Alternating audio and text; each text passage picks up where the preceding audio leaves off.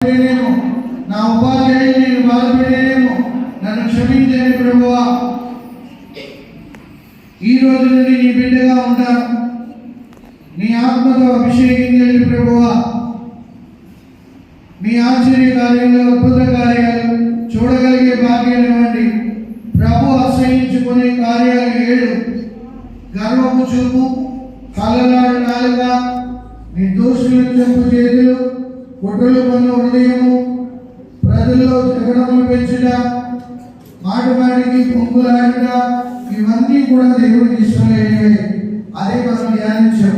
భూ అంటే ఉపేక్షించుట, వదిలిపెట్టుట, పా అంటే పరీక్షించుకొనుట.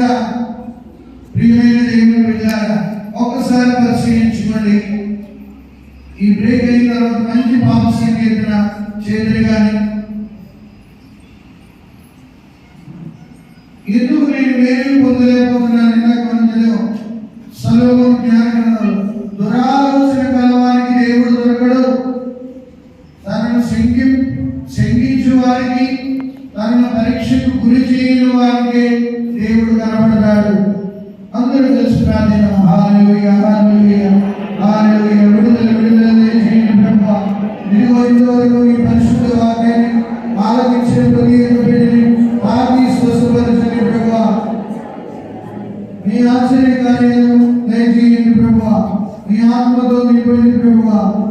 నిరంతరము దీవించండి తండ్రి. యేసయ్యా, మేము మీ బిడ్డలం తండ్రి. ఆరాధన